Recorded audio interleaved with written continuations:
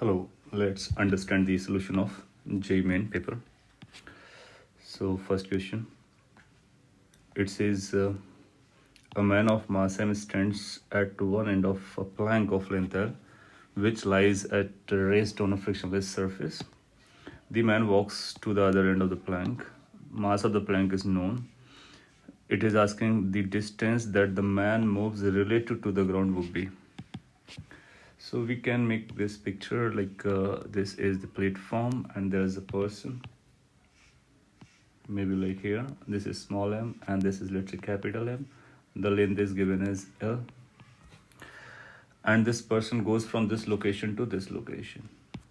Then the plank has to travel in the backward direction.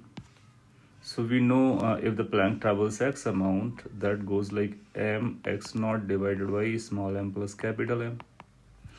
Now here we need to remember these terms. This x is the displacement of the plank, capital M, with respect to ground, where x naught is the displacement of the man on the plank.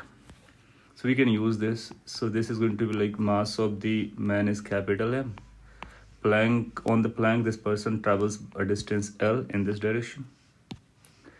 So divided by mass of the man is capital M and mass of the plank has been given capital M by 3. So that was the formula जिसको हम लोगों ने पहले भी use किया है, उसी को हम लोग रीराइट कर रहे हैं directly. Otherwise we can say centre of mass will not move and we can find initial and final positions. So ये नंबर जब आप पता करोगे then capital M will get cancelled out and this will become 4/3. So that will become 3L/4 ultimately. ये अपने को बताता है कि प्लैंक जो है वो 3L/4 ट्रैवल करेगा बैकवर्ड डायरेक्शन में, इस वाली डायरेक्शन में. अगर प्लैंक पीछे जाता है सो यू विल फाइंड कि जो पर्सन है वो ग्राउंड के रिस्पेक्ट में वो भी पीछे जाएगा.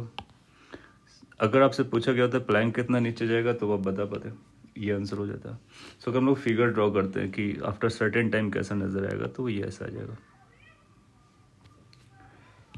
और now person will be at this location. So person has travelled from here to here L, but with respect to ground क्या स्टोरी है वो समझ लेते हैं. तो ये इसका इनिशियल लोकेशन था और ग्राउंड के रिस्पेक्ट में ये यहाँ से यहाँ पे ट्रैवल किया हुआ, राइट. सो हम बोलेंगे कि ये डिस्टेंस है जो अपने को पता करनी है. Let's call it as x dash और समथिंग. ये वो डिस्टेंस है जो हम लोगों ने निकाल लिया. दैट मीन्स प्लैंक पीछे गया by what amount, X amount. Can we say X plus X dash must be equal to the total length of the plank. Yes, so X plus X dash must be equal to L. हम लोगों ने x निकाल लिया है, x dash निकालना है तो x dash is equal to L minus x which is going to be L minus 3L/4 which ultimately leads to L/4. इसका मतलब ग्राउंड के रिस्पेक्ट में पर्सन अपने को इतना डिस्टेंस ट्रेवल करता हुआ नजर आएगा which is by the way L/4. सो एक ऑप्शन होगा L/4, इसको मार्क कर देंगे, बी ऑप्शन. यहाँ पर 3L/4 भी ऑप्शन दिया गया है और 3L/4 भी एक रिस्पॉन्स आ रहा है, लेकिन वो किसका रिस्पॉन्स है, वो प्लैंक का ग्राउंड के रिस्पेक्ट में. मैन का ग्राउंड के रिस्पेक्ट में L/4 है, मैन का प्लैंक के रिस्पेक्ट में L है. सो ये रिस्पेक्ट डिस्टेंसेस अपने को समझना है. Now we can go to the question number 2. It says a particle of mass 3m projected from ground at some angle with the horizontal range is given. Highest point पर ये m और 2m में break कर जाता है. Smaller मास rest पर आता है, फाइनली लार्जर मास जो है किसी डिस्टेंस x पे फॉल करता है. तो एक पिक्चर बना लेंगे. लेट्स से कि ये ग्राउंड है और एक पार्टिकल ऐसे प्रोजेक्ट किया गया था and goes to the highest point, then it gets fragmented. एक पार्टिकल जो m मास का है वो रेस्ट पर आता है, so that will be falling vertically down and the second will get a velocity and it will be falling somewhere there. However, center of mass अगर ये bifurcate नहीं होता तो कुछ ऐसा गया होता. So we know कि center of mass will follow the original path, so that will be the center of mass location on the ground. And you'll find this is going to be the location of m mass particle and this is going to be the location of twice m mass particle. Since ये highest point पे bifurcate हुआ था, so ये distance half of the range रहा होगा और range अपने को पता है ना. इन केस अगर ये डिस्टेंस लेट्स से इसको हम एक्स डैश पकड़ लेते हैं, पता चल जाता है. सो हम पॉइंट ऑफ प्रोजेक्शन से लेट्स से ए पॉइंट जो भी था यहाँ से ये डिस्टेंस भी अपने को पता होगी, that is R/2. So we can find out कि ट्वाइस एम फाइनली कहाँ पर लैंड करता है और एक्स वैल्यू टोटल सम के बराबर हो जाएगी as per the language of the question. Now we know कि अगर ये सेंटर ऑफ मास है, ये m पॉइंट है, ये 2m पॉइंट है, तो there has to be relation between these locations and the masses to form the centre of mass. और हम बोल सकते हैं कि m1 x1 must be equal to m2 x2 if center of mass has been taken an origin, so this distance and mass multiple is same as the other one. So m1 mass is m, distance is r by 2, another mass is twice m, distance is x prime, so x prime comes out to be r by 4. So net distance कितना हो जाएगा, जो कि x पता करना है, उसमें आप बोलोगे r by 2 plus r by 2, that is range plus x dash. So it's like r plus r by 4, which leads to 5r by 4. So we'll say 5r by 4 should be our answer. C option, which is given as answer. So answer is correct. After second, we can go for the question number next, which is third. Third में अपने को एक figure दिया गया और let's say थोड़ा सा enlarge कर देते हैं. Okay. So it says two interacting particles form a closed system whose center of mass is at rest. ठीक है, figure illustrates position of both the particles at certain moment. तो किसी moment पर m1 यहाँ पर है, m2 यहाँ पर है. सो हम लोग जानते हैं कि जो सेंटर ऑफ मास होगा वो इन दोनों को लाइन को ज्वाइन करेंगे, या इन दोनों पॉइंट्स को ज्वाइन करने से जो लाइन फॉर्म हो रहेगी उस लाइन पर कहीं ना कहीं लाई कर रहा होगा सेंटर ऑफ मास. और ये सेंटर ऑफ मास रेस्ट पे रहता है. दैट मीन्स पार्टिकल अगर पार्टिकल्स मूव करते हैं तो इस तरह से मूव करेंगे कि सेंटर ऑफ मास की लोकेशन यहीं पे रहने वाली है. ये बोलते हैं कि the trajectory of m1 is shown. So ये जो दिखाया गया that's a path of m1 ऐसा चलने वाला है. अगर m1 चलेगा तो m2 को भी ट्रैवल करना पड़ेगा in order to keep the centre of mass at rest. So m2 किस तरह से चलेगा ये अपने को बताना है. बाय द वे उसने बोला है कि m1 m2 बराबर है. सिंस m1 m2 बराबर है तो आप पाओगे कि एग्जैक्टली मिड पॉइंट पे लाई करेगा और दोनों के बीच का जो डिस्टेंस है सेंटर ऑफ मास से दोनों पॉइंट्स बराबर दूरी पर रहने वाले हैं. अब देखो कि नेक्स्ट मोमेंट पर m1 यहाँ पर आ जाएगा. अगर m1 यहाँ पर गया है तो इसमें कुछ चेंजेस आए कोऑर्डिनेट्स में और हम चाहेंगे कि इस सेंटर ऑफ मास यहीं पे लाई करें, तो ये मिड पॉइंट पर लाई करना चाहिए. इसको तो m2 को इधर कहीं जाना पड़ेगा. सो m2 will travel towards right. फिर जब m1 हमारा यहाँ पर आएगा तो m2 को यहाँ पर होना पड़ेगा, m1 यहाँ पर आएगा तो m2 को यहाँ पर होना पड़ेगा. इस तरह से हम बता सकते हैं कि हर पॉइंट पर सेंटर ऑफ मास जो ओरिजिनली हम लोगों ने आइडेंटिफाई किया था और m1 की लोकेशन से एक लाइन बनाएंगे और उस उतना ही डिस्टेंस पर अपोजिट साइड पर m2 को लाई करना चाहिए. In case we got it then we can think of कौन सा टेंटेटिवली पाथ जाने वाला है. फर्स्ट बोल रहा है कि ऐसा जाएगा m2, नहीं, अभी हम लोगों को पता चला कि ऐसा जाएगा और फिर कुछ ऐसा आना चाहिए. सो क्या वो ये मैच कर रहा है, ये अप्रोप्रिएट लग रहा है, क्या ये हो सकता है, नहीं, क्या ये हो सकता है, बिल्कुल नहीं. So B will be the right choice. So just imagine कि किस तरह से इनको मूव करना होगा सो दैट ये पॉइंट फिक्स रहे. तो एक पार्टिकल अगर इधर है तो दूसरा पार्टिकल उसके अपोजिट रहेगा और सिंस मासेस बराबर है तो इक्वल डिस्टेंस पर रहेंगे. उससे हम उसके पाथ को आइडेंटिफाई कर सकते हैं. So correct is B. Question number 4 पर आते हैं. It says from a circle of radius A, an isosceles right angle triangle with hypotenuse at the diameter of the circle is removed. The distance of center of mass of the remaining portion from the center of the circle would be. So in these kind of questions पहले आप लोगों को एक figure बना लेना होता है. तो let's say सर्कुलर डिस्क है, सर्कल है, इसमें ये एक डायमीटर है और यहाँ से एक पोर्शन कट कर लिया गया ऐसा. अपने को पता करना कि जो रिमेनिंग पोर्शन उसका सेंटर ऑफ मास कहाँ पे लाई करेगा. सिमेट्री के लिए मैंने इसको एक्स एक्सिस बना दिया और यहाँ पर कहीं वाई एक्सिस रही होगी, सो उसको ड्रॉ करने की अपने को खास ज़रूरत नहीं है. ये एक्स एक्सिस है. Let's consider this original centre as a centre origin और दिस वॉज डिस्क अभी भी यहाँ पर है और ये ट्रायंगुलर पोर्शन कट कर लिया गया. आइसोसेलेस भी है, इसका मतलब ये दोनों डायमेंशंस बराबर नहीं होंगे और सिंस ये डायमीटर है तो ये 90 डिग्री रहा होगा, ये अपने को पता है. और सिंस ये 90 था तो ये 45 डिग्री रहा होगा. अब ये 90 हो गया तो ये 45 हो जाएगा. ये भी 45 हो जाएगी, तो सारे एंगल 45 होंगे और एक 90 होगा.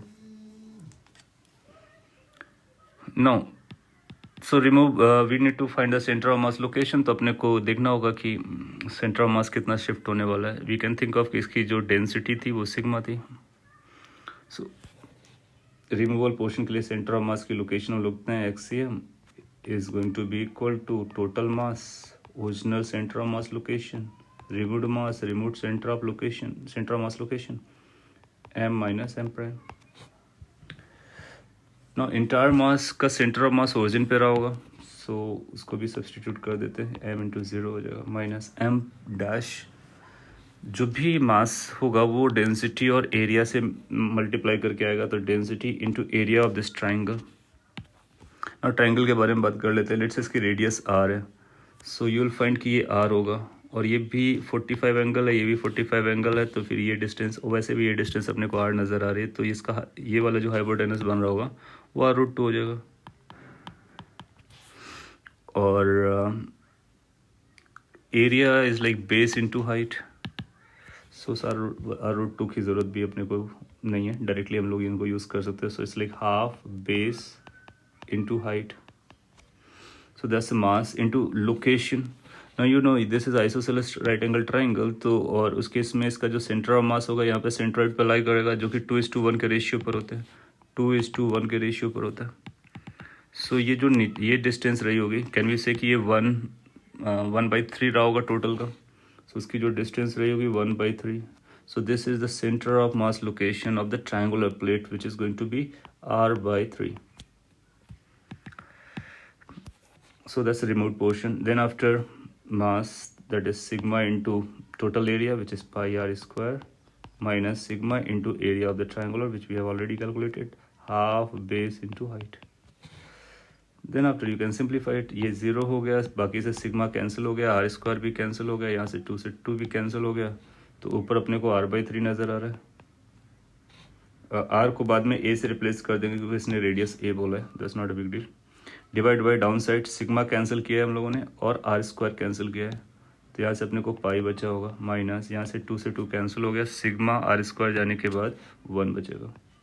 सो सेंटर ऑफ मास आ रहा r/3 और ये पाई -1. अच्छा, यहाँ पर एक माइनस साइन आएगा क्योंकि ये माइनस डोमिनेटिंग में था, तो ये माइनस साइन आएगा. और वैसे भी अपने को पता चल रहा है कि वो इधर कहीं शिफ्ट हो जाएगा. सो नेगेटिव डायरेक्शन में शिफ्ट करेगा और कितने अमाउंट से शिफ्ट करेगा, radius divide by 3 times pi -1. So C option match कर जाएगा और सी गिवन है. So it's like perfectly correct. Question number 5. It's a centre of mass of 2 thin uniform rods of same length but made up of different materials and kept as shown can be if the meeting point is origin. सो ये हालांकि आपको thickness दिखाया जा रहा है, सो उस thickness को हम लोग इग्नोर कर सकते हैं और ये ओरिजिन पॉइंट पर मीट करते हैं. एल लेंथ है. नीड नॉट टू से कि इसका सेंटर ऑफ मास यहाँ पर आएगा, इसका सेंटर ऑफ मास यहाँ पर आएगा. We can call it as m1 mass, we can call it as m2 mass. तो combined centre of mass must be on the line joining the two. और अगर इस लाइन की इक्वेशन लिखते हैं, सो ये कुछ ऐसा अपने को दिख रहा है. एक y एक्सिस है और एक एक्स एक्सिस है और एक ये लाइन है. इस लाइन के बारे में लोग वरी कर रहे हैं और हम लोग ये बोलना चाह रहे हैं कि इसका जो सेंटर ऑफ, इसका ये कोऑर्डिनेट आएगा l/2, ये कोऑर्डिनेट आएगा l/2 और सेंटर ऑफ मास इसी लाइन पर लाई करेगा. इसकी इक्वेशन बनाएंगे. सिंस ये बराबर 90 डिग्री है तो 45 रहा होगा. So y is equal to -x, ये y एक्सिस है एज यूजुअल, x एक्सिस है, प्लस इंटरसेप्ट l/2 आ जाएगा. So centre of mass must be lying on this line. That's what we can say. So center of mass must be lying on this line. Now it's done. अब आप क्या कर सकते हो, इन 4 option में match करा के देख लो. जो ऑप्शन इस पे इस इक्वेशन को जस्टिफाई करेगा वही हमारा कोऑर्डिनेट ऑफ सेंटर ऑफ मास हो सकता है. ये बेसिक रिक्वायरमेंट है. इसके आगे भी रिक्वायरमेंट है कि इसके बीच में भी लाई करना चाहिए और मासेस पे भी डिपेंड करेगा. सो इसने पूछा है can be, that means possibility बतानी है. दैट मीन्स इसमें से 3 केस पॉसिबल ही नहीं होंगे और वो इस लाइन पे लाई नहीं कर रहे होंगे, कुछ पॉइंट्स बाहर लाई कर रहे होंगे, जैसे कि l/2, l/2. तो आप देखो कि ये भी l/2 है, ये भी l/2 है, तो इसका सेंटर ऑफ मास यहाँ पे बोलेगा. वी विल से कि नो, 2 पॉइंट मास इसका सेंटर ऑफ मास यहाँ पे लाई नहीं कर सकता है. इसलिए ए ऑप्शन नहीं होगा। सिमिलरली बी सी डी को चेक करेंगे और जो फॉल करेगा वो आप देखोगे L/3 या L/6 रखने से ये जस्टिफाई हो जा रहा है, इसलिए हम लोग डी को मार्क कर देते हैं। Question number 6, it says there are some passenger inside a stationary railway compartment. The track is frictionless. The center of mass of the compartment without the passenger is C1, while the center of mass of the compartment plus passengers is C2. What we can say about this, right? If the passenger move inside the compartment along the track. So that's a theoretical question. और ये ऐसा बोलता है कि इसका combined centre of मास या इसका centre of mass compartment का लेट से ये C1 और कुछ पैसेंजर्स है इस पर, मे बी लाइक दिस। तो इनका सेंटर ऑफ मास लेट से यहाँ पर है C2 कंबाइंड का, और C1 है केवल कंटेनर का या फिर कंपार्टमेंट का। सो बेसिकली अगर आपने पूरा सिस्टम लिया है तो ये C1 दैट मीन्स कंपार्टमेंट का मास प्लस इन मासेस का सम जो है वो अपने को देखना होगा, और x डायरेक्शन में कोई फोर्स नहीं लग रहा होगा तो x डायरेक्शन का फोर्स 0 है, since this will say linear momentum conserve रहेगा इन x डायरेक्शन, विच सिंपली सेज कि लीनियर मोमेंटम चेंज नहीं करेगा या सेंटर ऑफ मास वेलोसिटी नहीं आएगी, सेंटर ऑफ मास की वेलोसिटी कांस्टेंट होगी और इनिशियली सारा रेस्ट पर था, तो इससे हम फर्दर आगे जा सकते हैं और ये बोल सकते हैं कि VCM 0 रहेगा, दैट मीन्स XCM नहीं बदलेगा। अगर हमारा XCM कांस्टेंट जा रहा है इसका मतलब है कि कंबाइंड सेंटर ऑफ मास की लोकेशन फिक्स्ड है, दैट मीन्स C2 फिक्स रहेगा, और अगर ये पर्सन इधर आएंगे तो C1 इधर जा सकता है और ये इधर आएंगे तो C1 इधर जा सकता है, so that C2 remains there. So जो भी आपका इंटायर सिस्टम है जिसमें जितने भी इन्वॉल्व एलिमेंट्स हैं सबका combined centre of mass will not move. So अपना रिजल्ट कुछ ऐसा आएगा कि अगर पैसेंजर्स मूव करेंगे तो C1 को मूव करना पड़ेगा, तो C1 will be moving but C2 will remain stationery, और ये तब जब हम लोग कहाँ से वॉच कर रहे होंगे, ग्राउंड से। So C is the correct response. Question number 7, it says there is an particles, उसको आप सिस्टम नाम दे रहे हो और कोई भी एक्सटर्नल फोर्स एक्ट नहीं कर रहा है, तो इसने आपको बता दिया कि लीनियर मोमेंटम कंजर्वेशन रहने वाला है, that means momentum is going to be constant. Which of the following is true for the magnitude of the total momentum of the system. आप बोलोगे टोटल मोमेंटम कांस्टेंट होता है, सिंस टोटल मोमेंटम कांस्टेंट होगा इसका मतलब उसका magnitude कैसा रहेगा, मैग्नीट्यूड भी कांस्टेंट रहेगा। अगर एक वेक्टर कांस्टेंट है विच सिंपली इंडिकेट्स कि उसका मैग्नीट्यूड कांस्टेंट है और उसकी डायरेक्शन भी कांस्टेंट है, so nothing is changing in totality, so magnitude constant रहेगा, ये हम बोल सकते हैं। क्या ये मैग्नीट्यूड 0 हो सकता है, बिल्कुल 0 हो सकता है। क्या नॉन 0 हो सकता है, बिल्कुल हो सकता है, डिपेंड्स कि इनिशियल मोमेंटम कितना था उसी के बराबर रहेगा। और क्या ये कांस्टेंट रहेगा magnitude, yes. So if you look carefully then you will find option A says it must be 0, no it may be, may not be. It could be non-zero, yes, it could be non-zero, but it must be constant, yes, it must be constant. So B अपने को appropriate मिल गया। C बोलता है it could be non-zero, yes, it could be non-zero, and it might not be constant. So यहाँ कोई might वाली बात नहीं है क्योंकि हमको पता है कि कोई force नहीं लग रहा है, इसका मतलब P constant है तो उसका magnitude constant रहेगा। So we will say it must be constant. और फिर ये कुछ और लिखा हुआ है, सो करेक्ट ऑप्शन बी दिया गया, yes, so B is correct, और वही हम लोगों ने आइडेंटिफाई भी किया। Question number 8, it says a body of mass m is dropped from a height h, simultaneously another body of mass twice m is thrown up vertically with such a velocity v that they collide at the midway somewhere h/2. If the collision is perfectly inelastic, the velocity at the time of collision with the ground would be what? So इसमें vertical motion को include कर लिया गया है, और अगर आपने समझा है तो कुछ इस तरह का होगा कि लेट से ये एक पार्टिकल है और एक पार्टिकल यहाँ से ड्रॉप किया गया और ये ग्राउंड पर थे हम लोग, यहाँ पर कहीं ग्राउंड है, you are throwing it some with velocity v और v नॉट और व्हाटएवर, ये रेस से रिलीज किया गया, ये नीचे आएगा ये ऊपर जाएगा, दोनों मिल जाएंगे।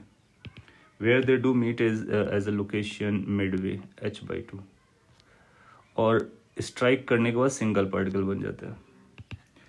सो ये अपने को h हाइट दिया गया था इन टोटालिटी, और ये जो हाइट है जहाँ पर ये स्ट्राइक कर रहे हैं वो h/2 है। अभी क्या हो रहा होगा कि जो नीचे वाला पार्टिकल है वो किसी वेलोसिटी से जा रहा होगा, ये किसी वेलोसिटी से ऊपर से आ रहा होगा। So let's call it as ऊपर वाला विद v1, नीचे वाला विद v2 आ रहा जा रहे थे, स्ट्राइक करने वाले हैं। फिर कंबाइन होने के बाद ये किसी v डैश वेलोसिटी से ऊपर जाएगा। जब ये v डैश वेलोसिटी से ऊपर जाएगा या फिर नीचे आएगा, depend upon the situation we can think of कि क्या आने वाला है, तो फिर ये इस तरह का जा करके नीचे आएगा और फाइनली ये इधर स्ट्राइक करेगा किसी v नॉट वेलोसिटी से। यही v नॉट अपने को पता करना है कि जब वो ग्राउंड पर हिट करता है तो उसके पास कौन सी वेलोसिटी आती है। Velocity at the time of collision with the ground would be what. तो यहाँ पर कई सारे पॉइंट्स लग रहे हैं। एक तो वर्टिकल मोशन को अपने को ध्यान रखना है और दूसरा कोलिजन को ध्यान रखना है। Since gravity is non impulsive force, तो हम लोग लीनियर मोमेंटम कंजर्वेशन करा सकते हैं। सो ऊपर से जो पार्टिकल आ रहा था उसका मास m था और नीचे से जो जा रहा था उसका मास 2 m था। तो before collision and after collision क्या होने वाला है वो समझ लेते हैं। सो आप बोलोगे कि 2 m मास v2 वेलोसिटी से ऊपर जा रहा था और m मास v1 वेलोसिटी से नीचे आ रहा था। तो this was the momentum just before the impact, और just after the impact since वो इन इलास्टिक था इसलिए उसको हमने सिंगल बॉडी बना दिया और टोटल मास 3 m हो गया। और ये जो 3 m मास है वो किसी v डैश वेलोसिटी से ऊपर गया, इसको हमने पॉजिटिव ऊपर ट्रीट किया हुआ अभी। और तो अपने को यहाँ से पता चलेगा कि v डैश की वैल्यू आ जा रही है 2 टाइम्स v2 माइनस v1/3। अच्छा, v1 v2 अपने को मिल जाएगा तो v डैश मिल जाएगा, दैट्स आइडिया। एक बार अपने को v डैश मिला तो v नॉट निकालना कोई बड़ी बात नहीं होगी। यहाँ से यहाँ तक एनर्जी कंजर्वेशन लगा देंगे या काइनेमेटिक्स लगा देंगे। Either of the two will say कि जो फाइनल वेलोसिटी का स्क्वायर आएगा उसमें आएगा अपने लिए v डैश का स्क्वायर, g भी नीचे और h भी नीचे, तो दोनों एड अप कर डॉट प्रोडक्ट में अपने को मिलेगा +2g और हाइट अपने को h/2 दिया गया। सो पॉइंट इज कि हमको v डैश निकालना है, उसका स्क्वायर करना है, उसके साथ gh को ऐड कर देना है, gh को ऐड कर देना है, तो ऐसे कोई ऑप्शन बन जाएगा। अब v डैश यही होगा, तो v डैश के लिए हम इधर आ जाते हैं और यहाँ समझते हैं कि कितना वेलोसिटी से v1 v2 मिला होगा। सो आप देखोगे कि अगर ये फर्स्ट पार्टिकल आया है नीचे तो वो h/2 नीचे आया होगा, ये ऊपर h/2 गया होगा, उसी के अकॉर्डिंग वेलोसिटीज चेंज हुई होंगी। सो कैन वी से कि v1 का स्क्वायर आएगा 0 का square plus 2 times g into h/2। Point is कि v1 स्क्वायर इज gh और v1 की जो वैल्यू है डायरेक्टली अगर मैं लिखना चाहूँ तो √gh लिखा जा सकता है, √gh। v2 के बारे में बात करते हैं, नीचे से ऊपर गए। सो फाइनल वेलोसिटी अपने को मिल रही है v2 स्क्वायर और इनिशियल वेलोसिटी थी कुछ v स्क्वायर और ये माइनस लगा होगा -2gh, h का मतलब h/2 आ जाएगा। So v2 square is coming as v square minus gh। अब अपने को v के बारे में देखना है, v क्या दिया गया है।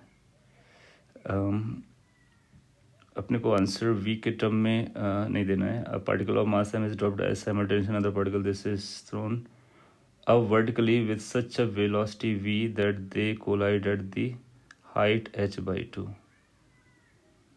ओके, एक बार अपने को v2 पता चल जाएगा then we can have the calculations और v डैश निकाल करके यहाँ तक आंसर तक पहुँच सकते हैं। Need to check once.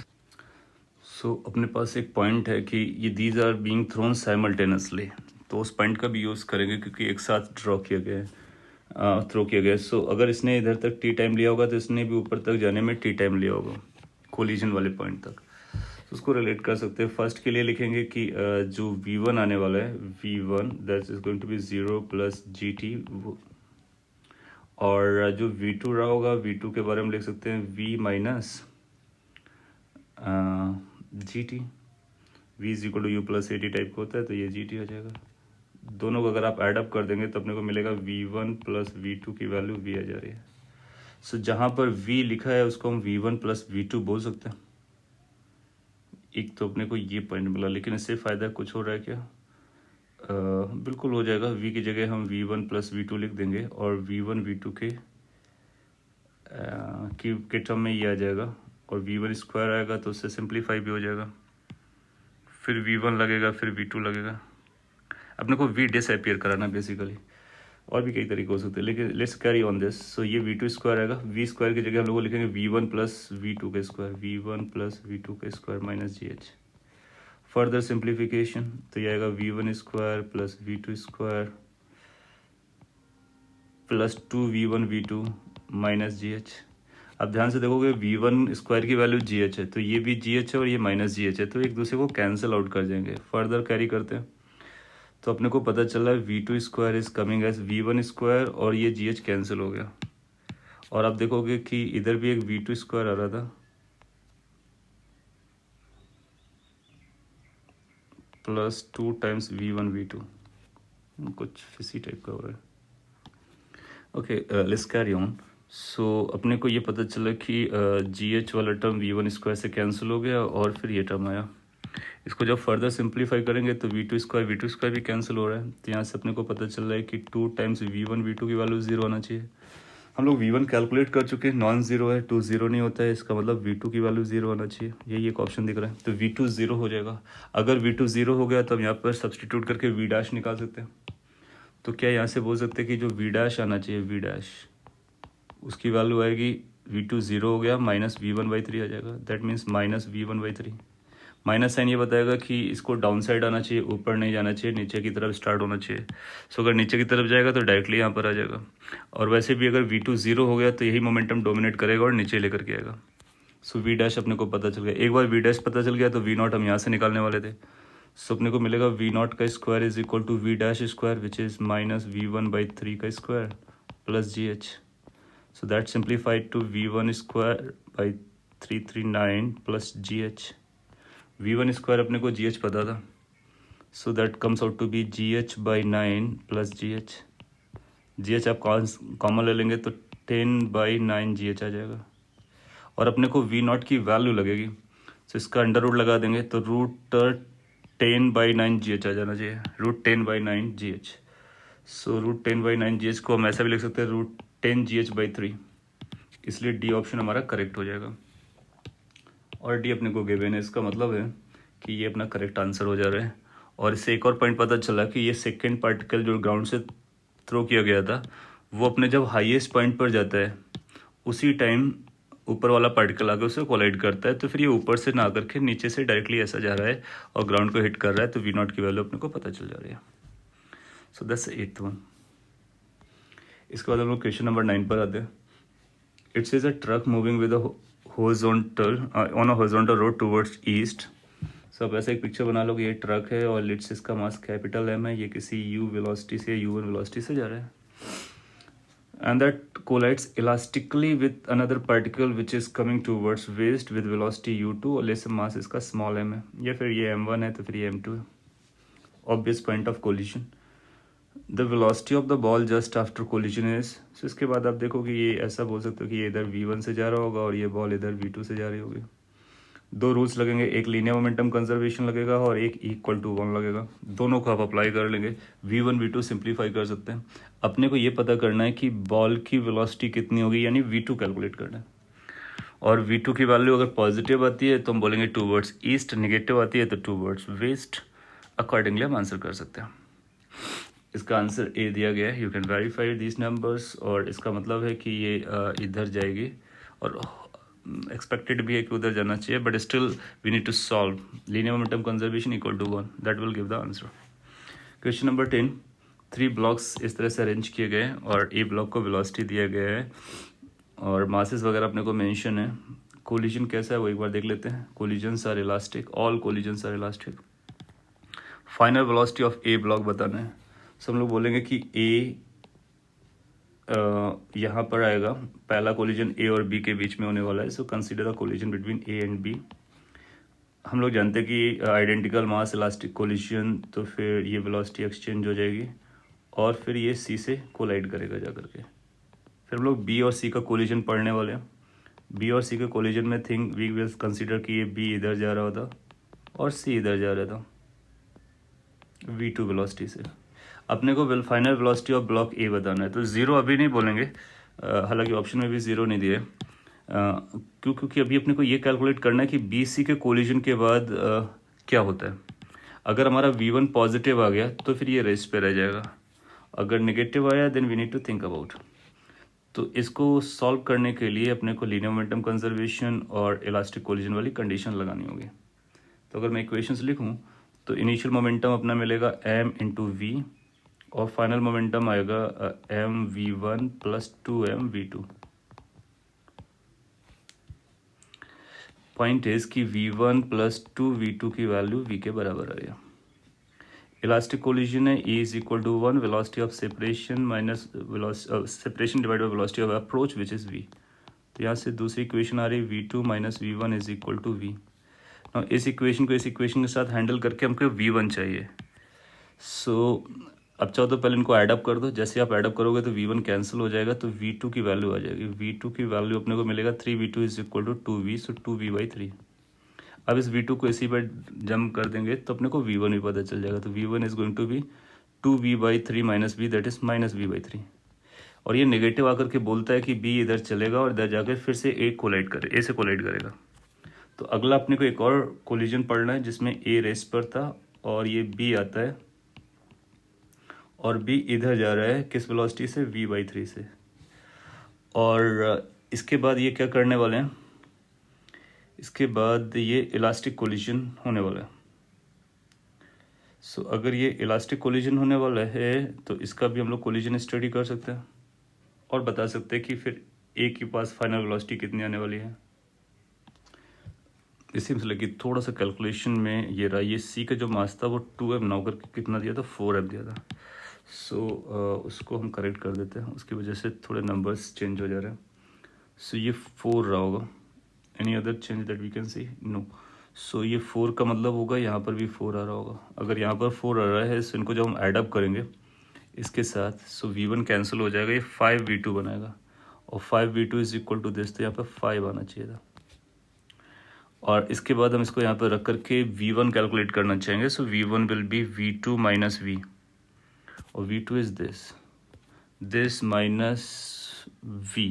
So v1 will turn up as a, यहाँ पे लिख देता हूँ, v1 will turn up as a v2 that is 2v/5 minus v that leads to 3v/5, ये आना चाहिए। सो यहाँ पर कैलकुलेशन से इसकी ये 3v/5 से जा रहा होगा। फिर आप जानते हो कि ये इलास्टिक कोलिजन है, आइडेंटिकल पार्टिकल्स हैं, स्वैप कर देंगे तो फाइनली अपने को a इधर जाता हुआ नज़र आ जाएगा और उसके बाद जो वेलोसिटी आएगी वो 3v/5 आएगी और b रेस्ट पर आ जाएगा।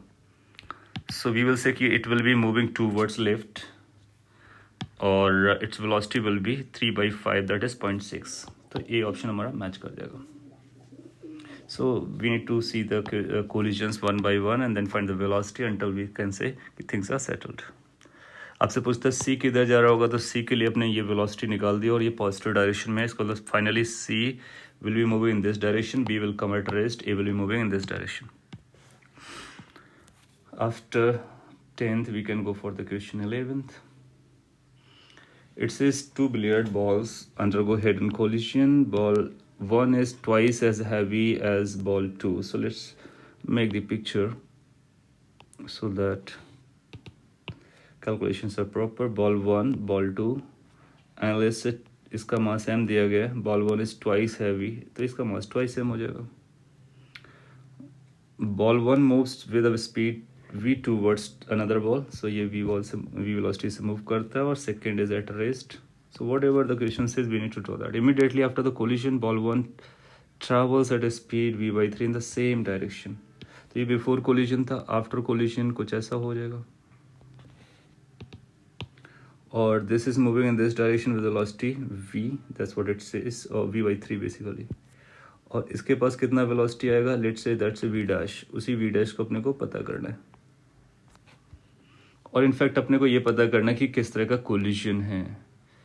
So we can go for the concepts like linear momentum conservation। जब आप linear momentum conservation लगाओगे तो twice mv plus 0 must be equal to twice mv/3 plus mv dash।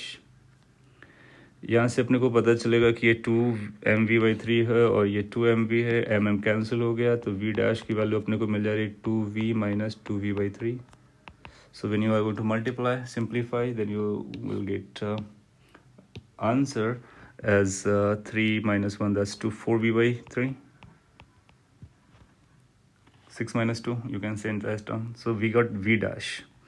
आपसे पूछता है कि किस तरह का कोलिजन है, तो coefficient of restitution, velocity of separation that is v dash minus v/3 divide by velocity approach that's v, v dash की वैल्यू आ रही 4v/3 माइनस और v/3, तो ये 4v/3 था और ये v/3 है, divide by v।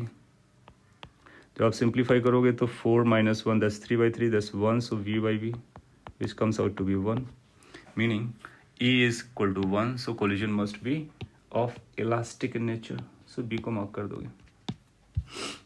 Again linear momentum conservation, coefficient of restitution, दो इक्वेशंस सॉल्व हो गया। 12th problem, it says a ball is dropped from a height h. As it bounces off the floor, its speed is 80% of what it was just before it hit the floor. The ball will then rise to a height of most nearly what? So एक छोटा सा picture बना लेंगे कि यहाँ से ये fall किया और ये वेलोसिटी अपना v0 अगर है तो ये v0 √2gh होता है अगर h हाइट से आया है, और हम लोग जानते हैं इलास्टिक कोलिजन के बाद e v0 से राइज अप करता है, और उसमें बोला है कि its speed is 80% of what it was just before it hit this, तो ये 80% है, इसका मतलब 20% स्पीड लॉस हो गया है। सो दैट मीन्स ई की वैल्यू अपने को 0.8 जैसे कुछ बता रहा है, 80% that's what is going to mean. So इसकी जो वैल्यू आएगी दैट विल बी 0.8 √2gh। अब ये किस साइड तक जाएगा, ये एच टेस्ट मान लेते हैं और एनर्जी कंजर्वेशन लगा देते हैं, या फिर काइनेमेटिक्स लगा देते हैं, whatever you like. So we can say कि जो इनिशियल काइनेटिक एनर्जी थी that is going to be half m into ev², that means 0.8 √2gh, इसका स्क्वायर हाफ mv² और ev² basically. This must be going into the potential, that means mgh dash.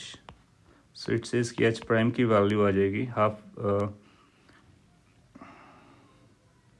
what we can do is this,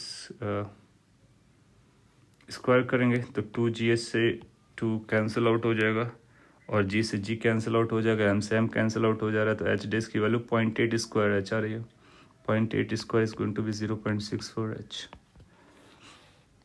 तो 0.64h की height तक जाएगा, ये हम बता सकते हैं। सो यहाँ पर इनफैक्ट ई वी नॉट भी नहीं पता होता तब भी चलेगा, so that simply based on this vertical motion और एनर्जी कंजर्वेशन। बस इतना याद रखना कि कोलिजन के टाइम पे एनर्जी कंजर्व नहीं करेंगे बिफोर एंड आफ्टर, और क्योंकि उसके लिए ई मैटर करता है, तो उसके लिए उसने बता दिया इन्फॉर्मेशन की 80% रिटेन करता है। Question number 13th, a ball strikes a smooth horizontal ground at an angle 45 with the vertical. What cannot be the possible angle of its velocity with the vertical after the collision?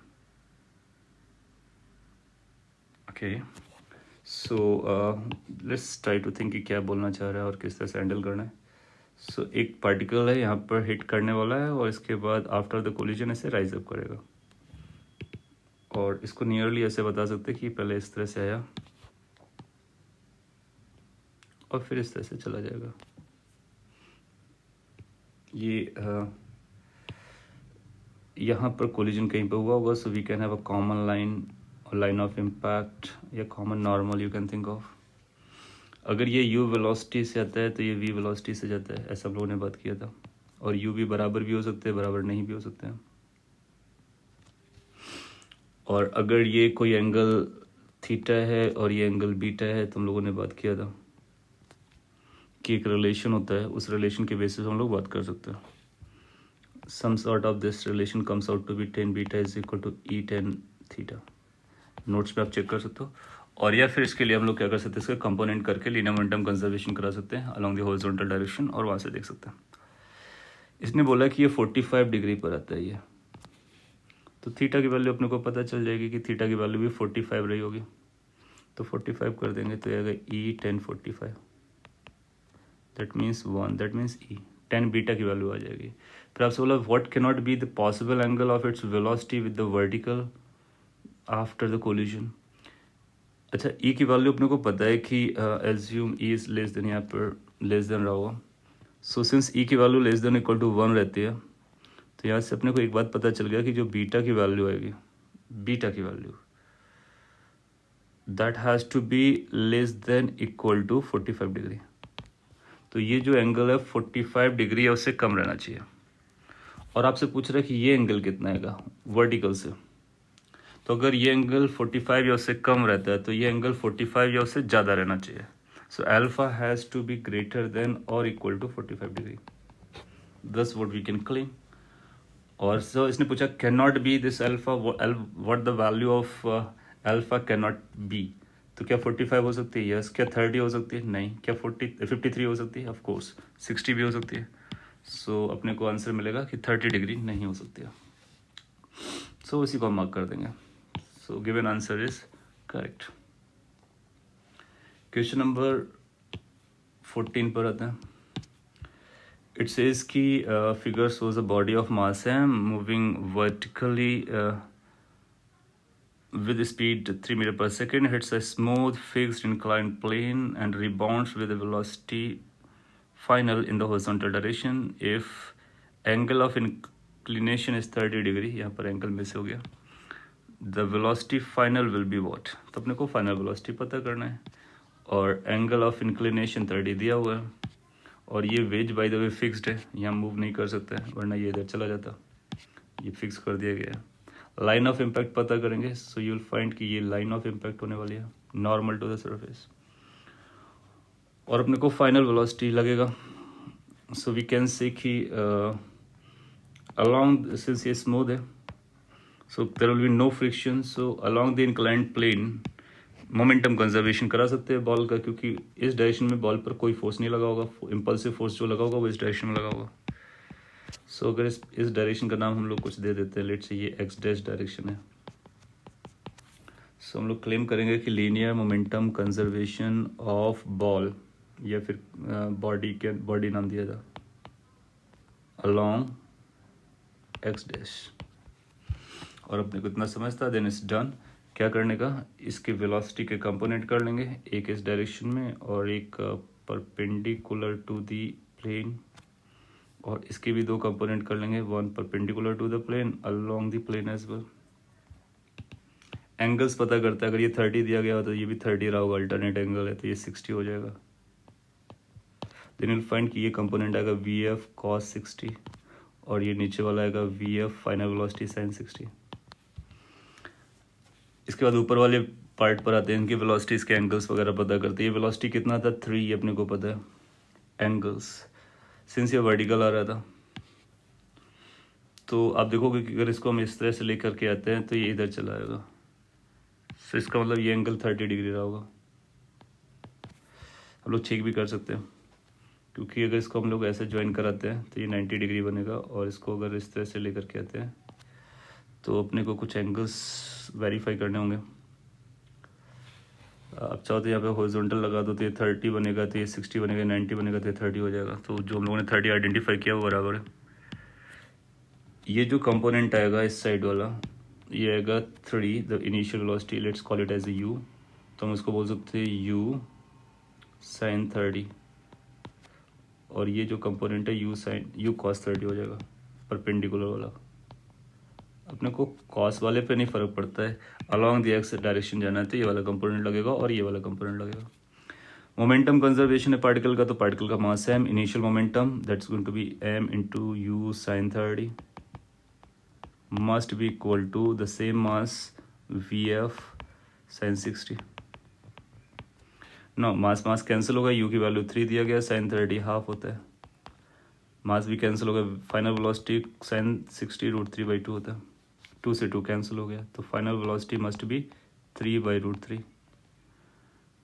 This 3/√3 can be written as √3 metre पर second. तो ये अपना answer हो जाएगा, और वही B option में given है और बी आंसर भी गिवन है, सो प्रॉपर हो जाएगा। So along the inclined plane, there's no external force acting on the particle or body, then you can say momentum is conserved. इस लाइन ऑफ इम्पैक्ट के allow नहीं करा सकते क्योंकि उस पर इम्पल्सिव फोर्स आया होगा, इसका भी नहीं करा सकते क्योंकि वो फिक्स्ड है तो उस पर भी इम्पल्सिव रिएक्शंस रहे होंगे। Then after question number 15 says two massless string okay, of length 5 metre, तो अपने को लेंथ पता है. From the ceiling near each other are shown in the figure the ball and B of mass, दोनों के mass given अपने को, और एक को किसी हाइट पे ले जाकर के आप छोड़ते हो. Collision between the two balls is completely elastic है. Immediately after the collision, the kinetic energy of ball B is 1 joule. Okay, the velocity of ball A just after the collision would be what? So आप पाओगे कि अगर ये h अपने को पता है तो A जब यहाँ पर आएगा तो उसके पास कुछ वेलोसिटी आएगी, उसकी वैल्यू √2gh हो जाती है. जो भी हाइट होती है तो √2gh के बराबर हो जाती है और इस डायरेक्शन में जाएगी. B रेस्ट पर था. आफ्टर कोलिशन क्या हो रहा है वही अपने को पता करना है. आफ्टर कोलिशन ए की वेलोसिटी पता करनी है, बी की कितनी वेलोसिटी है उसके बारे में बता रहा है. So that's A, let's say that's B, let's call it as a v1, let's call it as a v2. Since हम लोग हॉरिजॉन्टल पोजीशन पे बात कर रहे हैं, वर्टिकली डाउन वाली पोजीशन पे, तो टेंशन है वर्टिकल अप है, तो आप पाओगे कि लीनियर मोमेंटम एक्स डायरेक्शन में कंजर्व रहेगा, वाई डायरेक्शन में इम्पल्सिव फोर्स लग रहा होगा. मोमेंटम कंजर्वेशन करा देते हैं. So mass of A which is 0.25 and velocity of A which is √2gh, h is given as a 0.45. So ये इनिशियल मोमेंटम A का था, B रेस्ट पर था, must be equal to final momentum. Final momentum of A 0.25 its mass v1 velocity, और B के बारे में 0.5 kg and v2 velocity. इसको जब हम लोग सिंप्लीफाई करेंगे तो अपने को v1 चाहिए, v2 पता है. v2 कैसे पता है? उसने बोला है कि after the impact kinetic energy of ball B is, तो इसका मतलब है b के बारे में अगर आप बात करोगे तो उसकी आएगी half mass into velocity, that is v2 का स्क्वायर, दैट्स 1. ये कैंसिल आउट हो गया तो v2 की वैल्यू 1 आ जा रही है, दैट्स गिवन. सिंप्लीफाई करना भी बहुत आसान है. आप देखोगे कि इसको हम लोग मल्टीप्लाई कर सकते हैं और v2 1 आ गया है. अब चाहो तो इसको 10 ले लो तो वो 20 हो जाएगा. सो 4.5 इंटू 2 9 हो जाएगा, तो वो 3 बन के आएगा. तो ये बनेगा 0.25 into 3 must be equal to 0.25 v1 plus 0.5 into 1. 0.25 से आप चाहो तो डिवाइड भी कर सकते हो, तो ये बनेगा 3 is equal to v1 plus 2. So v1 की वैल्यू अपने को आ जा रही है 1 मीटर पर सेकेंड. तो v1 की वैल्यू भी 1 है, v2 की वैल्यू 1 है, और दोनों पॉजिटिव हैं. दैट मीन्स दोनों सेम डायरेक्शन में चल रहे हैं. That means just after collision they will move together for instant. So हम आंसर देंगे 1 मीटर पर सेकेंड. सो सी और डी ऑप्शन में से कोई एक आएगा. फिर डायरेक्शन लेफ्ट और राइट, तो अपने को पता चला कि दस कमिंग पॉजिटिव, सिंस ये पॉजिटिव आ रहा है सो इसका मतलब इस डायरेक्शन में जाने का, और अगर उस डायरेक्शन में जाने का कैलकुलेशन एक बार चेक कर लेते हैं whether we did the correct. So 0.25 से ये डिवाइड होगा, ये डिवाइड होगा, इसको जब डिवाइड करेंगे तो 2 आ जाएगा, और ये 3 है. हाँ, सो टूवर्ड्स राइट आना चाहिए. एक बार कैलकुलेशन चेक कर लेते हैं, देन वी विल क्लेमिंग कि हो सकता है कैलकुलेशन का कोई इशू तो नहीं है. So what we started with कि लाइक इनिशियल वेलोसिटी √2gh आएगी, बराबर है, और ये v1 v2 हम लोगों ने एज्यूम कर लिया, good. Initial momentum mass into velocity, perfect. Final momentum ये, फिर अपने ने v2 निकाला, v2 का half mv² is equal to total energy 1 joule दिया गया, 1 आ जाएगा. ओके, यहाँ पर एक करेक्शन आया, ये 0.5 था, सो 0.5 इज हाफ बेसिकली. सो ये हाफ इंटू 2 4 हो जाएगा. सो ये आएगा v2² is equal to 4. So v2 must be equal to 2. So there was a correction. So v2 की वैल्यू 2 रख देंगे तो यहाँ पर अपने को मिलेगा 2, और जब 0.25 से डिवाइड करोगे तो 2 इंटू 2 4 आ जाएगा, और 4 this is going to be -1. Okay, so -1 का मतलब हुआ 1 अभी भी मैग्नीट्यूड है, लेकिन अब ये लेफ्ट वर्ड्स हो जाएगा, तो ये लेफ्ट वर्ड्स हो जाएगा, और इसीलिए इसने डी ऑप्शन दिया गया. Good. So calculation is very important, और अदरवाइज़ क्या होता है कि बी सी और डी में से हम सी लगाते हैं और हमारा नेगेटिव हो जाता. सो रीचेकिंग द कैलकुलेशन, और ऐसा कब कर सकते हो, एक पॉइंट भी है कि जैसे आपको दो ऑप्शन सेम जैसे मिलते हैं तो किसी एक पे जाने से पहले अपने को कैलकुलेशन एक बार वेरीफाई करना ज़रूरी है. हो सकता है कि कहीं कोई स्टेप्स में प्रॉब्लम हुई हो, तो अगर ऑब्वियस होगा तो रिकॉग्नाइज हो जाएगा. Anyway, D is the correct response. Then question number 16th. It says a force exerts an impulse I on a particle changing its speed from u to twice u. सो एक particle था और उसकी speed अपने को पता थी u, and एक impulse apply किया गया था i. The applied force and the initial velocity are in the opposite direction. Okay, तो इम्पल्स आपने इस डायरेक्शन में लगाया i. So before was this and after it must be, क्योंकि इसकी वेलोसिटी ट्वाइस हो जा रही है तो सिंपल सी बात है, इस डायरेक्शन में तो नहीं बढ़ी होगी, इसी डायरेक्शन में गई होगी ट्वाइस यू. सो ये बिफोर देन आफ्टर. और आपसे पूछता है कि the work done by the force is going to be along the same line था, तो हम लोगों ने बात कर ही लिया है. सो हम लोग बोलेंगे कि ठीक है, impulse is equal to change in momentum. Impulse is equal to change in momentum. Impulse को ये आई लिख रहा है तो हम लिखेंगे आई, और ये माइनस आई डायरेक्शन में था. Final momentum m into twice u है, जो कि माइनस आई डायरेक्शन में, minus initial momentum which is m into u positive i direction में. माइनस आई कैप को अगर हटा देंगे तो यहाँ से अपने को मिलेगा I is equal to twice M U plus M U. Basically यहाँ से अपने को पता चल रहा है कि एम यू की वैल्यू या फिर आई की जो वैल्यू 3mu के बराबर है. आपसे पूछते हैं what is the work done by the force. So system पर work done by the force लगाना है तो वर्क एनर्जी थ्योरम लगा सकते हैं, और ये बोलेगा work done by the force is equal to change in kinetic energy. Final kinetic energy is going to be half the mass which is m into velocity which is 2u square. Initial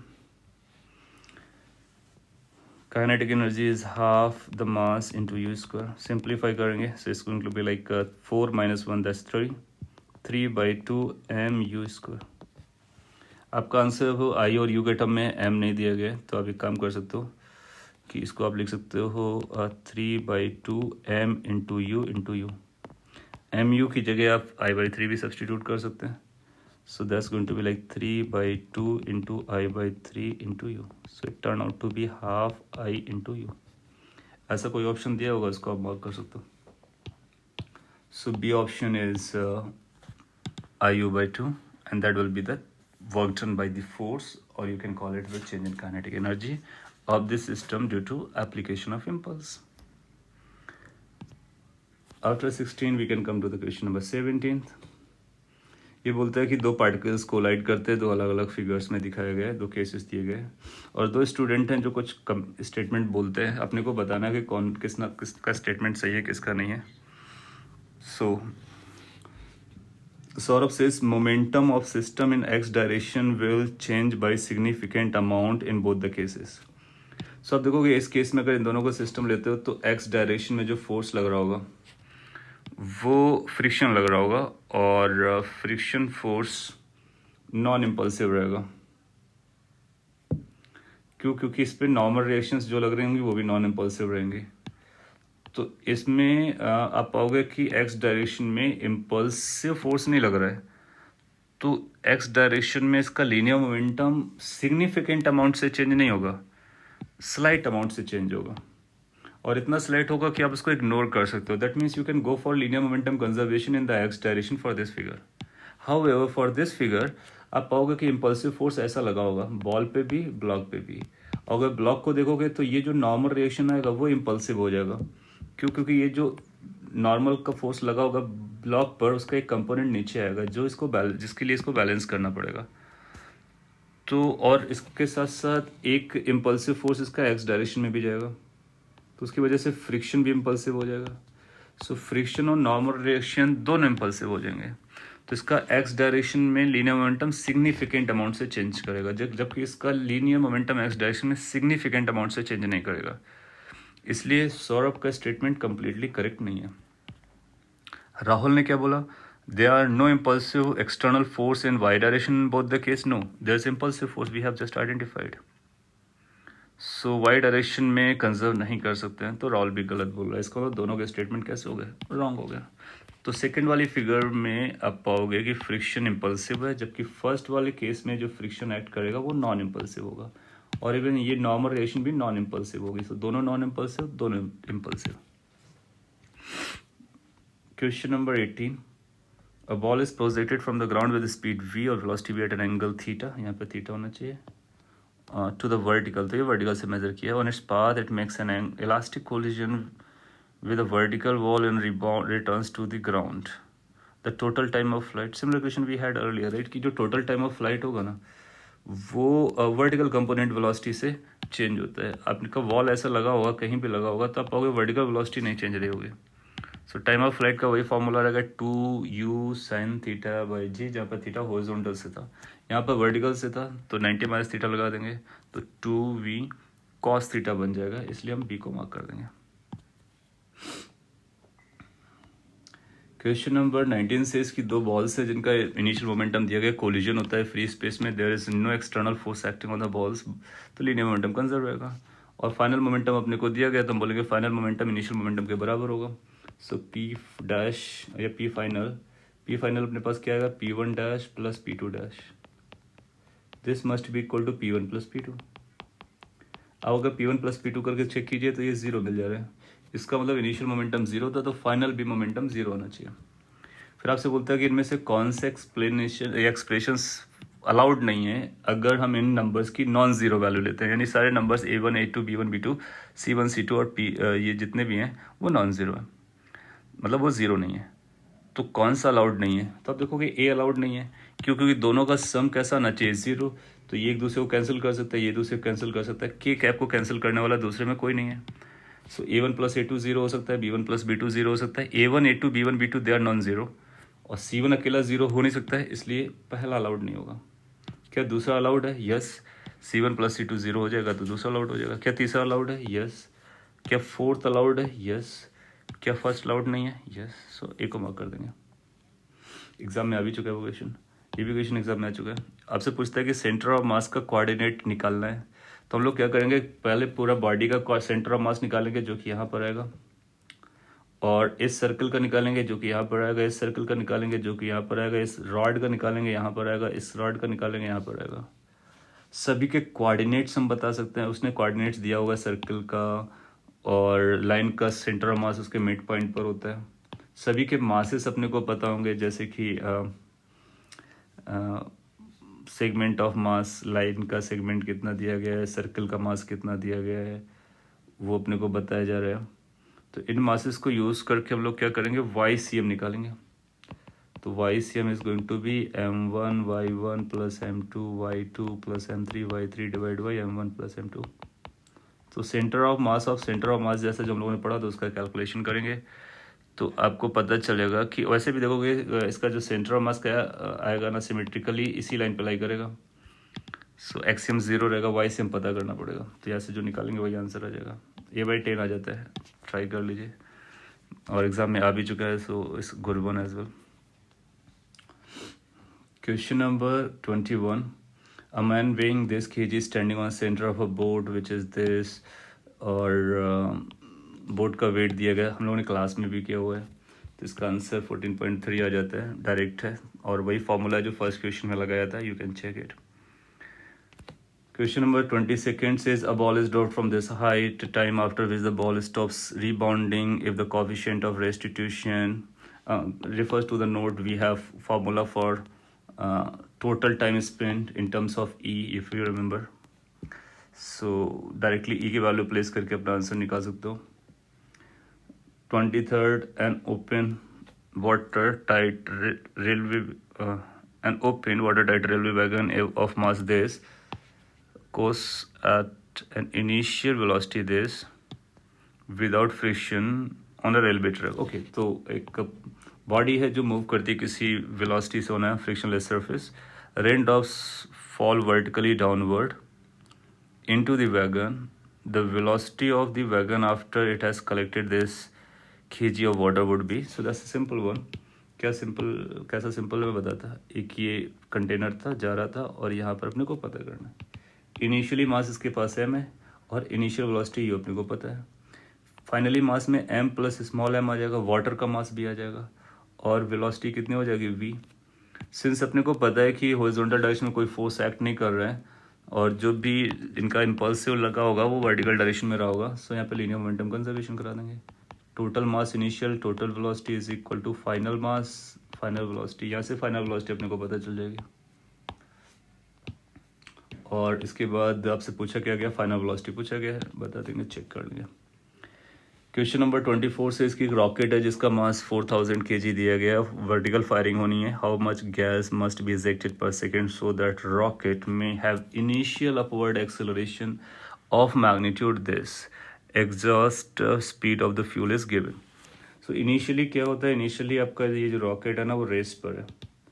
तो race पर है तो इसका मास m दिया गया है, इसके पास एक नॉर्मल रिएक्शन आ रहा होगा, इसका अपना mg लग रहा होगा, इसका bd है.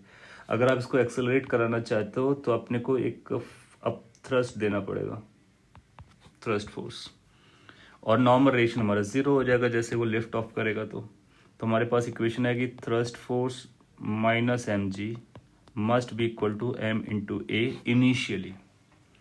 अपने को एक्सेलरेशन चाहिए, क्या चाहिए, इनिशियल अपवर्ड एक्सेलरेशन. सो ये अपवर्ड एक्सेलरेशन है तो ए की वैल्यू अपने पास आ जा रही है thrust force divide by mass minus जी.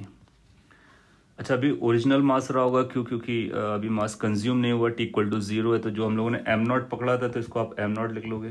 किसी और टाइम के बाद स्टोरी आती है तो फिर हमारा एम नॉट चेंज हो जाता है. इसको और कैरी कर लेते हैं, ए की वैल्यू. अब थ्रस्ट फोर्स का formula you remember, that is V D M by D T. So हम लोग लिखेंगे v रिलेटिव और D M by D T divide by M minus G. क्या अपने को v पता है? Yes, relative velocity fuel burning के बराबर होती है 980 मीटर पर सेकेंड आ जाएगी. तो इसको हम लिखेंगे 980 मीटर पर सेकेंड. और किस रेट से फ्यूल बर्न कर रहा है वो अपने को देखना है. How much gas must be ejected per second. तो ये d M by D t अपने को पता करना है बेसिकली. और टोटल मास इनिशियली 4000 kg दिया हुआ है. जी को हम लोग 10 ले सकते हैं, 9.8 ले सकते हैं, जैसा भी सिचुएशन आएगी. और वैसे कि 19.6 दिया गया तो 9.8 लेंगे तब भी चलेगा. वैसे कैलकुलेशन आपकी ज़्यादा आसान हो जाएगी. और ए की वैल्यू अपने को कितना दिया, 19.6 हो गया. 9.8 से इसको डिवाइड कर दीजिए और D M by D t की वैल्यू पता करेंगे, वही अपना आंसर आ जाएगा. ये kg पर सेकेंड में 120 आएगा, चेक कर सकते हो. Okay, question number 25. It is the system of ways and block connected by a massless spring as shown in the figure, released with the spring in its natural length. Friction is absent. Maximum elongation in the spring will be. तो इसकी maximum spring elongation अपने को चाहिए और उस case के लिए अपने को सॉल्व करना है. इसमें अपने को ये नहीं पता है कि इसने दिया है कि फ्रिक्शन, पहले अपने को फ्रिक्शन देखना है. Friction is absent from everywhere. और ये जो कैपिटल एम का वेज है वो भी फिक्स नहीं है. सो होगा क्या, जब आप इसको रिलीज करोगे तो ये नीचे ऐसा जाने की कोशिश करेगा और इधर नॉर्मलेशन लगाएगा वेज पर. वेज का नॉर्मलेशन का एक कंपोनेंट आएगा जिससे इधर चलेगा. इसके बाद आप पाओगे कि ये नीचे जा रहा होगा, ये वेज इधर जा रहा होगा, फिर ये कॉम्प्लिकेटेड मोशन करेगा. अपने से पता करना मैक्सिमम एलोंगेशन कितना होगा. अच्छा, हम लोग जानते हैं कि जब ये मैक्सिमम एलोंगेशन या कंप्रेशन पे जाता है तो दोनों एंड्स पॉइंट्स, ये दोनों एंड्स पॉइंट होते हैं ना, उनकी रिलेटिव वेलोसिटी जीरो हो जाती है. सो सिंस ये वाला जो पॉइंट है, ये वाला पॉइंट वेज पे फिक्स्ड है तो इसकी वेलोसिटी तो वेज की वेलोसिटी के बराबर रहेगी. तो इस पॉइंट की यानी जो ब्लॉक है ना उसकी वेलोसिटी भी वेज की वेलोसिटी जैसा रहना चाहिए. सो लेट्स एज्यूम कर लेते हैं कि ये दोनों यू वेलोसिटी से जा रहा था वेज उस समय जब इसका एलोंगेशन मैक्सिमम था और मैक्सिमम एलोंगेशन एक्स नॉट है. एक पॉइंट हम लोगों ने अभी बात की कि ये जो ब्लॉक है ना इसकी वेलोसिटी वही रहेगी जो इस पॉइंट की रहेगी क्योंकि रिलेटिव वेलोसिटी जीरो नहीं है, और इसकी वही रहेगी जो वेज की वेलोसिटी है. That means with respect to wedge this block will not be sliding neither up nor down. और ऐसा बोल सकते वो स्लाइड नहीं करेगा. सो ये अपना फाइनल मैक्सिमम एलोंगेशन केस में दोनों सेम वेलोसिटी से चल रहे होंगे, ये समझ में अपने को आता है. फिर हम लोग बोलेंगे क्योंकि फोर्स नहीं लग रहा है तो लीनियर मोमेंटम कंजर्वेशन रहेगा. एक्स डायरेक्शन में इनिशियल मोमेंटम और फाइनल मोमेंटम बराबर होने चाहिए. इनिशियल मोमेंटम कितना दिया था, जीरो, क्योंकि ये रेस से रिलीज किया होगा, रिलीज किया गया. फाइनल मोमेंटम एक्स डायरेक्शन में कितना हो जाएगा, this must be equal to total mass which is m plus M that is 2m into u. तो इससे अपने को ये पता चला कि उस इंस्टेंट पर, जिस इंस्टेंट पर इसका एलोंगेशन मैक्सिमम हुआ होगा स्प्रिंग का, उस इंस्टेंट पर ये कैपिटल एम और ये भी कैपिटल एम दोनों रेस्ट पर रहे होंगे instantaneously with respect to ground. So wedge उस समय रेस्ट पर आएगा। तो आइडिया क्या होगा, पहले इसकी वेलोसिटी बढ़ी होगी, फिर मैक्स गई होगी, फिर कम हुई होगी, फिर जीरो होगी। जब इसकी वेलोसिटी जीरो हो जाती है उस समय ये मैक्सिमम एलोंगेशन अचीव करता है। अब इसके बाद लाइफ काफ़ी आसान हो जाएगी। यू विल फाइंड कि ये रेस्ट पर है ग्राउंड के रिस्पेक्ट में, ये भी रेस्ट पर है। सो हुआ क्या है, तो इसका इनिशियल लोकेशन और इसका फाइनल लोकेशन अपने को पता चल गया। तो हम लोग mechanical energy conservation of block M लगा सकते हैं ग्राउंड से। और हम लोग जानते हैं कि जो एनर्जी कंजर्वेशन होता है ना, वो इनिशियल और फाइनल पॉइंट्स पे डिपेंड करता है। बीच में क्या चला उससे कोई फर्क नहीं होता। तो इनिशियल काइनेटिक एनर्जी कितना रहा होगा ब्लॉक का, 0। पोटेंशियल एनर्जी कितना रहा होगा, पोटेंशियल एनर्जी mgx के बराबर रहा होगा। या फिर वर्क एनर्जी थ्योरम भी लगाएंगे तब भी चलेगा। सो या फिर ऐसा बोल सकते हैं कि जो ग्रेविटेशनल वर्क डन रहा होगा या ग्रेविटेशनल एनर्जी में जो चेंजेस रहे होंगे वो काइनेटिक इसमें स्प्रिंग एनर्जी में चला जाएगा। तो अगर मैं डायरेक्टली लिखूं तो ऐसा बोल सकते हैं कि स्प्रिंग में जो एनर्जी आने वाली है हाफ के x not square maximum completion में, वो वर्क डन बाई ग्रेविटी रहा होगा। इधर ये एक्स नॉट गया तो ग्रेविटी का ये कंपोनेंट रोल प्ले किया होगा, कौन सा, mg sin 37। और इस कंपोनेंट का वर्क डन 0 रहेगा। या फिर आप h पता कर लो और फिर पूरा mg लिख लो, बात एक ही आएगी। So that's going to be like mg sin 37 और इंटू एक्स नॉट। यहाँ से अपने को एक्स नॉट मिल जाएगा। तो एक्स नॉट की जो वैल्यू आएगी that is going to be equal to 2 times mg sin 30 by K. अच्छा, अपने को आंसर mg के टर्म में ही देना है तो sin 30 हाफ हो जाएगा, 37 है ज़्यादा। ओके, sin 37 की वैल्यू अपने को 3/5 हो जाएगी। सो आएगा 2 mg 3/5 के। सो ओवरऑल बनेगा 6 mg/5 के। और ये आपसे बोला n mg/5 के होना चाहिए, तो n कितना होना चाहिए, n 6 होना चाहिए। That's what the answer. So आप एनर्जी कंजर्वेशन या वर्क एनर्जी थ्योरम लगा सकते हो। उससे पहले आपने लीनियर मोमेंटम कंजर्वेशन लगा करके एक बात इंश्योर कर दिया कि कैपिटल एम और दोनों blocks basically block and wedge momentarily rest पर आ जाएंगे मैक्सिमम इलोंगेशन केस में, जिससे अपने को एनर्जी कंजर्वेशन में वेज की एनर्जी इनिशियली और फाइनली कैसा रहा, 0 रहा। तो बेसिकली एनर्जी कंजर्वेशन इनिशियली और फाइनली में किसका कराया है, स्प्रिंग ब्लॉक सिस्टम का। Understand? Okay, so this paper completed और इस पर कहीं करेक्शन अपने को नहीं मिला, so it's perfectly okay. Thank you.